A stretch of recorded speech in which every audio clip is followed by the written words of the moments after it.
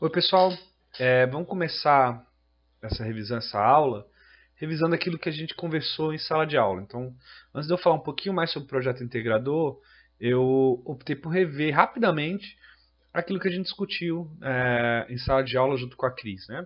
Até mesmo porque tinha gente faltando. Então, relembrando um pouquinho a conversa que tivemos em sala. A gente falou um pouquinho sobre os edifícios, a relação entre edificações e o meio ambiente. E a conversa começou lembrando, questionando vocês sobre por que nós construímos edifícios, né? Qual o impacto de cada nova edificação é, no ambiente, na demanda por exemplo, materiais, demanda por energia, demanda por recursos, por exemplo, água, e qual o impacto desses edifícios no ambiente em geral, ou seja, em quem ele interfere, né? Então, levantou-se algumas questões de, por exemplo, quanto mais edificações são construídas, mais tem demanda por eletricidade. Hoje em dia, edifício comercial demanda muito, por exemplo, resfriamento, né, refrigeração. A questão do trânsito foi levantada também. Quanto mais edifício se constrói, maior a densidade, né, a quantidade de pessoa por metro quadrado. E isso acaba interferindo, por exemplo, no trânsito, na infraestrutura local, no comércio. Então, a construção de edificações ele interfere tanto no meio ambiente, através do consumo de recursos, como também no dia a dia das pessoas. E a gente começou a conversar um pouquinho sobre como os edifícios têm sido construídos, né? Eu comecei mostrando essas quatro edificações e a gente conversou um pouquinho sobre o que a gente via de similar e de diferente nelas, né? Eu acho que algo que se destacou bastante a respeito dessas edificações foi o fato de que elas têm um formato parecido, são prédios altos, né, bastante altos, com a quantidade de vidro, né, de superfície transparente bastante elevada em todos, algo bastante comum nos três, nos quatro, desculpa. Nós vimos algumas diferenças, por exemplo, alguma presença, aqui não parece ter vegetação nenhuma, aqui nós temos algo que parece palmeiras ou coqueiros, aqui também, aqui talvez uma árvore alta, mas não conseguimos identificar muitas diferenças gerais nos edifícios. Basicamente, são edifícios altos que se parecem muito, em comum com o fato de que todos possuem muito superfície de vidro. Então, provavelmente tem aquela questão de quando o sol está forte, aquece bastante, o pessoal tem que refrigerar bastante com ar-condicionado, etc. E no slide seguinte eu revelei de onde eram aqueles edifícios, né? São edifícios que estão localizados em pontos completamente distintos no Brasil. E a gente começou a perguntar se o fato dos edifícios estarem construídos em locais com demandas completamente distintas não entra em conflito com o fato de que os edifícios são muito parecidos, ou seja, utilizou-se uma arquitetura muito similar em todos os casos e simplesmente pegou aquele pré-moldado e se colocou em pontos distintos. Qual seria o impacto disso, né? Então a gente levantou ao ponto que talvez aqui a conta de ar-condicionado seja muito elevada, o desconforto causado pelo sol, né, pelo excesso de vidro, seja muito elevado. Ao mesmo tempo que aqui talvez o frio seja um problema, né? Se aqui o prédio é arejado, significa que é frio. E o contrário é verdade. Se ele está bem isolado, provavelmente aqui tem problema de refrigeração, muito consumo de energia. Goiânia também tem uma questão interessante. A gente colocou um pouquinho as temperaturas médias, máximas e mínimas, e também os níveis de insolação durante o inverno em cada região. E notamos que é tudo bem diferente, né? Por exemplo, no Nordeste nós temos temperaturas elevadas e nível de insolação altíssimo, né? De radiação solar muito elevada. Ao contrário do que a gente tem, por exemplo, em Goiânia, que a gente tem uma amplitude térmica considerável, mas no inverno a quantidade de insolação pode ser muito baixa. Mesma coisa no sul do país. Então, dificilmente, do ponto de vista de como lidar com o meio ambiente, como ele se relaciona com o meio ambiente, esses prédios não estão prestando muita atenção no ambiente onde eles foram construídos. Tá? Isso ainda fica mais evidente quando eu mostrei que um dos prédios nem no Brasil estava. Né? Um daqueles prédios estava em Londres, com essa amplitude térmica. Ou seja, nós tínhamos quatro soluções bem similares, mas posicionados em ambientes com cultura, clima e necessidades completamente distintos. E a gente se perguntou assim, qual que seria o impacto daquilo na sociedade? A gente começou conversando sobre impacto e depois pensou um pouquinho mais sobre impacto. E a gente contrastou isso com essa foto aqui, né? Que é Águas Claras no início dos anos 2000, né? 2001, se eu não me engano.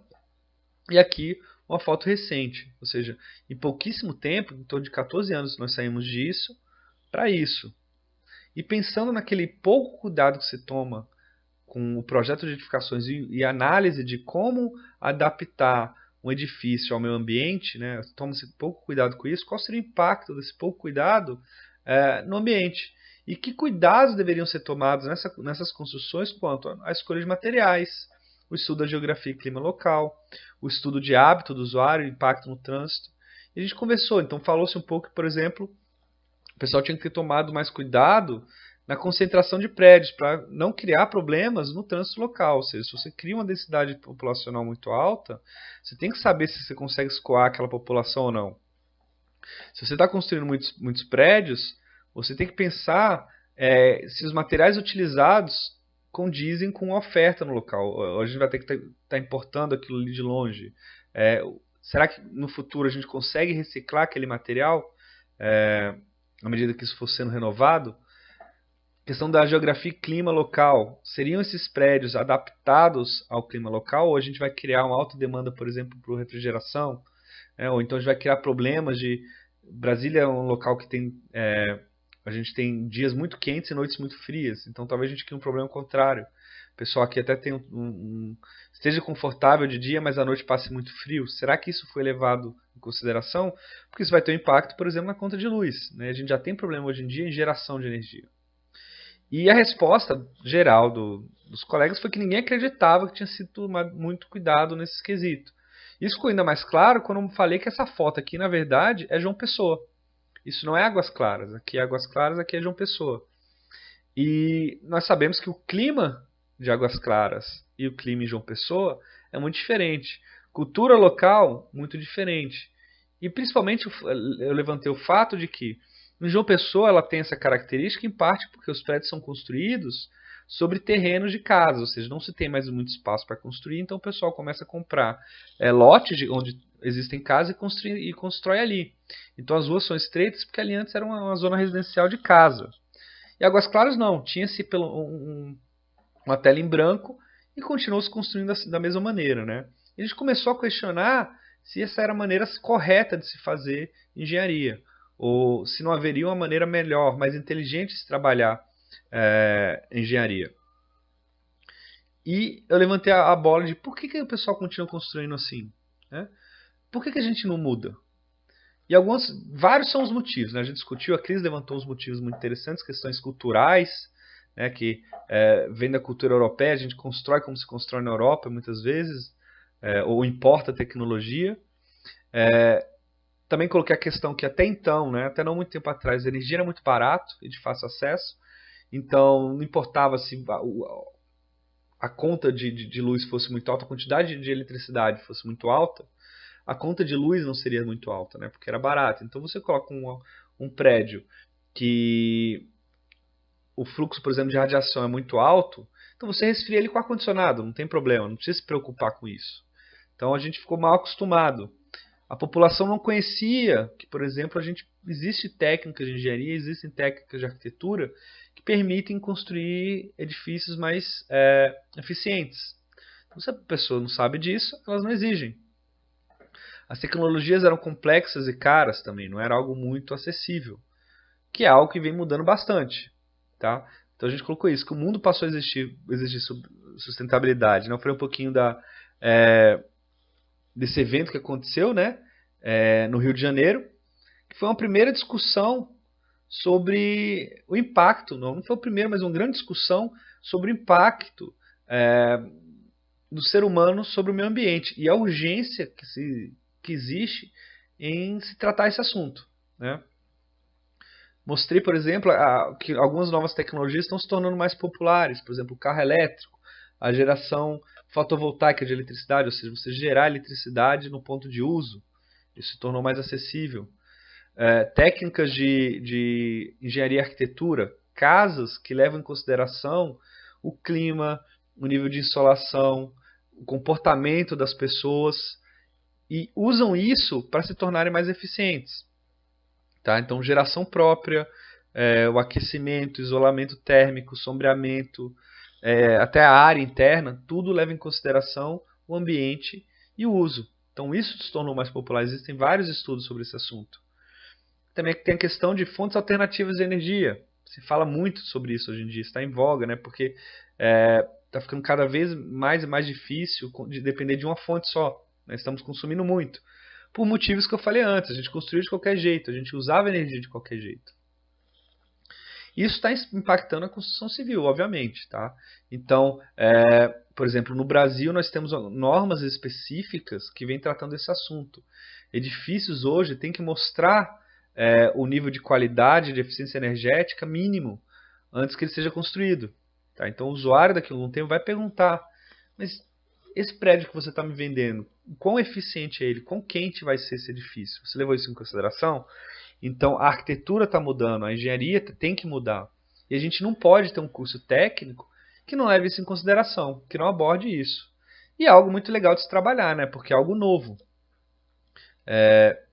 E é isso que a gente quer começar a discutir, né? Então, obviamente, a gente não vai ter um curso, o projeto integrador ele não vai estar voltado a ensinar tudo sobre engenharia sustentável, construção sustentável, etc. Mas vamos começar a pensar a respeito, né? Então, vamos pensar um pouco no campus. Eu mostrei essas fotos aqui, no dia a imagem estavam bem ruim, mas para estimular, o que vocês acham, né? Será que trata-se de um prédio eficiente? Será que trata-se de um prédio que levou em consideração as características do local e do uso, né, no seu projeto? É difícil de dizer simplesmente olhando as fotos. Só que fica um pouco mais fácil quando eu revelo que essas fotos nem todas são do Campo Samambaia. Na verdade, só tem uma que é do Campo Samambaia, que é essa aqui, se eu não me engano. Nenhuma delas, nem eu lembro. Acho que é essa aqui. E é algo interessante de se pensar, porque nós trabalhamos no Instituto voltado para a tecnologia e continuamos construindo como se construía antigamente, né? Se faz um modelo padrão e se replica aqui em todos os cantos. Isso não é muito eficiente, porque não leva em consideração a geografia local, comportamento do usuário, né? O clima e etc. E a proposta do projeto integrador é tentar imaginar um campus construído com esse pensamento, né, por profissionais atualizados, tentando aumentar talvez a eficiência energética, ou então o uso de recursos, o uso de água, por exemplo, ou então até mesmo a experiência do usuário, né, adaptar o prédio para aquilo que ele é usado. Né? Como usamos prédios genéricos, talvez eles não sejam apropriados para o ambiente que a gente trabalha. Então a ideia é, com o auxílio do professor coordenador, e demais docentes da área, ou seja, todo mundo que vai estar trabalhando tanto no módulo, mas até mesmo outros professores, imaginar ou implementar, ou seja, implementar se for possível, alterações no Campo Samambaia. Isso vai escolher uma sala, ou então um bloco, aquilo que for possível, até mesmo, por exemplo, banheiro, e pensar implementações que podem ser feitas para melhorar o uso de recursos, por exemplo, do ambiente. Então isso é algo que a gente tem que discutir, tem que decidir que lugar vai ser esse. Isso, buscando melhoria da qualidade de edificação e a eficiência energética. Tá? E como a gente vai fazer isso? Então, a ideia é seguir um passo a passo, que eu vou explicar no próximo vídeo, para não ficar muita informação de uma vez.